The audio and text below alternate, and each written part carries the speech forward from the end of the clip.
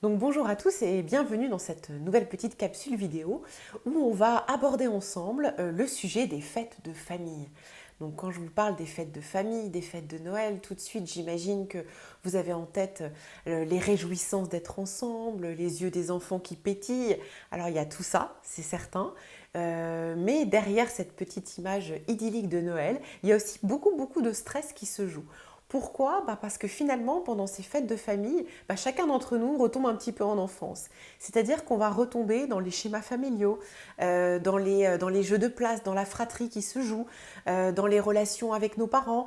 Bref, c'est sujet à beaucoup de stress et c'est ce que disent de nombreuses études, comme quoi les Français vivent énormément de stress au moment des fêtes de famille. Et c'est pas dû uniquement à la logistique, c'est vraiment dû justement à ces ressentis, à cette façon de vivre les relations dans notre famille et aussi les relations sociales. Donc moi, je vais essayer de vous apporter dans cette petite capsule vidéo peut-être un nouvel éclairage pour prendre quelques petits pas de côté et avoir un nouveau point de vue sur ces fêtes de famille. Donc je me présente, donc je suis Églantine Godefroy-Trancard, je suis coach diplômée, ça fait maintenant presque 10 ans que j'ai créé mon cabinet de coaching, la Maison Mère près de Rouen, et que j'accompagne les familles. Et comment je les accompagne? Eh bien, je ne les accompagne pas en leur donnant des conseils, mais en leur donnant des questions. Et pourquoi c'est si précieux une question? Parce qu'avec une question, c'est vous-même qui allez trouver la réponse qui correspond à votre famille, votre personnalité et vos besoins. Parce que si c'était des conseils, en fait, ça marcherait peut-être avec certains d'entre vous, mais avec une question, vous pouvez vraiment faire du sur-mesure. Et c'est ça qui est génial avec le coaching, c'est que j'ai les questions, mais c'est vous qui avez les réponses. C'est un petit peu comme un partenariat, une collaboration qui fait qu'on avance ensemble pour vous permettre de trouver vos propres réponses. Donc revenons un petit peu au sujet qui nous intéresse, aux fêtes de famille. Et pour vous permettre d'avancer d'avancer dans ce nouvel éclairage par rapport aux fêtes de famille, je démarre tout de suite par vous proposer une première question. C'est quoi votre objectif pour ces fêtes de famille? Qu'est-ce que vous voulez principalement, en priorité, qu'est-ce que vous voulez vraiment pour ces fêtes qui arrivent?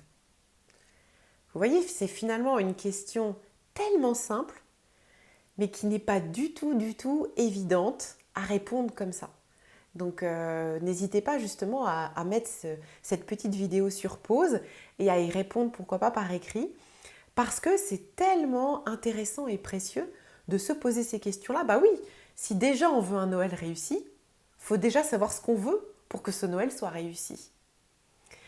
Alors peut-être que certains d'entre vous vont me dire, moi je veux que ça se passe bien. Ah ouais, mais pour que votre objectif soit bien construit, il faut qu'il soit le plus précis possible. Et un Noël réussi, c'est pas suffisamment précis, pas suffisamment clair, et ça a peu de chances de fonctionner. Je vous donne quelques exemples d'objectifs précis. Ça pourrait être par exemple, pour Noël, je veux apprendre à faire davantage connaissance avec ma belle-sœur.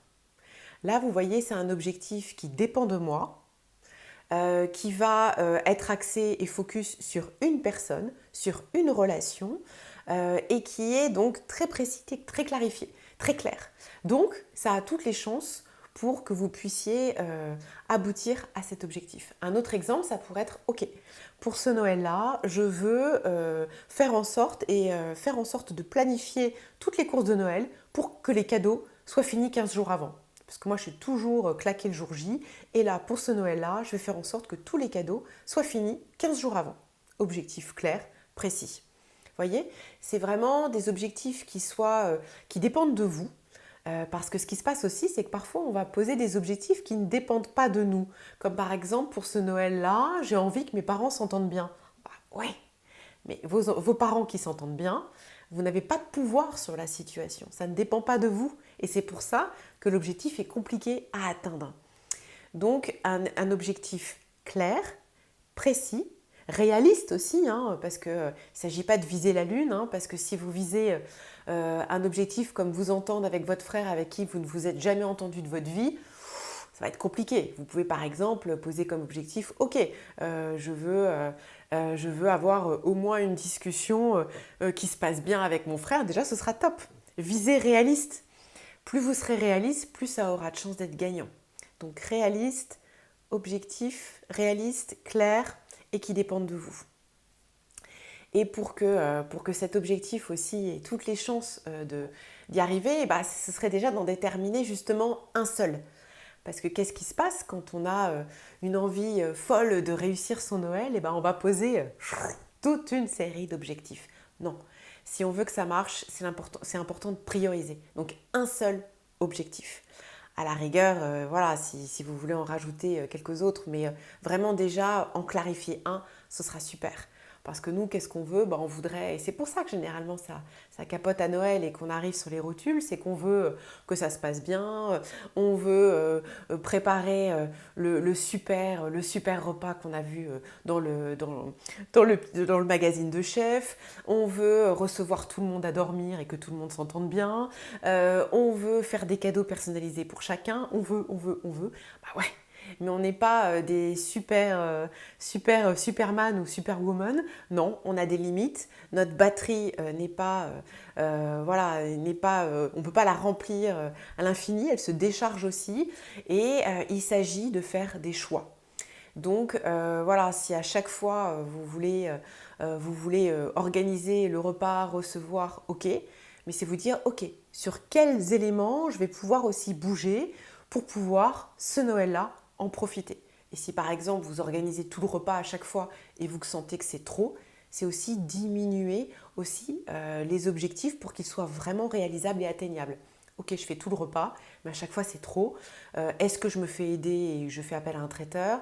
Est-ce que je propose à chacun de ramener un plat comme à chaque fois on me le propose et à chaque fois j'ose pas dire oui, mais cette fois-ci je diminue mes objectifs et j'accepte de l'aide.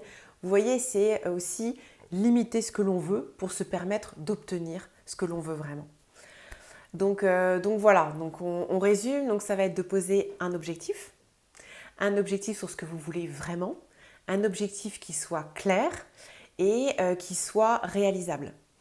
Et qu'est-ce que ça va vous permettre? En fait, votre cerveau, du coup, va avoir une vision très très claire de ce qu'il veut et vous allez pouvoir mettre en place des actions, pourquoi pas, pour vous permettre d'avancer petit à petit vers ces objectifs et même de les anticiper.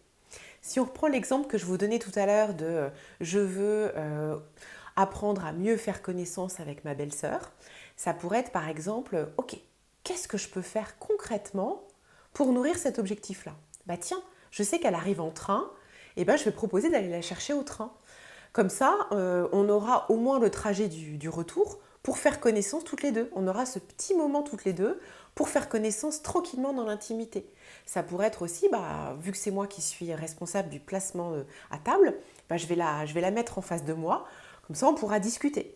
Et puis, je sais qu'elle est fan de rando. Donc, le dimanche, je vais organiser une petite rando tous ensemble. Comme ça va la mettre dans les meilleures dispositions possibles. Et ça nous permettra de faire connaissance plus facilement. Vous voyez, c'est ça qui est génial quand on a un objectif clair. C'est que les actions, en fait, elles vont se mettre en place très, très naturellement. Et on ne va pas être tout de suite dans le rush en se disant Noël fini, mince, j'ai même pas eu le temps de profiter, c'est déjà fini, je suis fatiguée et tout le monde est reparti. Vous voyez, ça change tout. C'est top les objectifs. Et je vous partage aussi, avant de terminer cette petite capsule vidéo, j'ai envie de vous partager une dernière petite question et vous verrez qui est très, très, très, très paradoxale en fait. C'est d'imaginer, une fois que vous aurez construit votre petit objectif, c'est d'imaginer tous les couacs qui peuvent survenir pendant ces fêtes de famille. C'est d'imaginer un petit peu toutes les sorties de route, tout ce qui pourrait survenir un petit peu comme obstacle pour que Noël se passe bien. Exemple, que votre beau-frère s'invite la veille des fêtes comme il a déjà fait plusieurs fois, que vous soyez complètement claqué et que vous ne puissiez pas assurer le repas, que vos enfants et vos beaux-enfants ne s'entendent pas et que ce soit la crise. Bref, de décrire noir sur blanc tout ce qui pourrait tout ce qui pourrait mal se passer pendant les fêtes de Noël. Alors vous allez me dire, ok, mais c'est hyper fataliste d'écrire tout ça, c'est pas très optimiste. Et en fait, ça peut paraître comme ça, mais en fait, c'est d'être réaliste. Et plus vous allez être réaliste face à ce qui peut se passer, plus finalement vous allez pouvoir anticiper les choses, ne moins vous laisser surprendre et puis aussi moins vous laisser envahir par les émotions parce qu'aussi à Noël on peut être très vulnérable et puis le moindre petit couac ça peut nous faire déborder en émotions et plus vous allez les anticiper, et bien finalement vous allez être super prêt, super prête le jour J et vous avez toutes les chances que ça se passe bien. Donc voilà, bah là avec un objectif clair qui dépend de vous, qui soit réaliste et puis avec tous les petits obstacles déjà anticipés, je pense que votre Noël il va être au top. Donc il me reste plus qu'à vous souhaiter de très très très très belles fêtes de Noël et à très bientôt.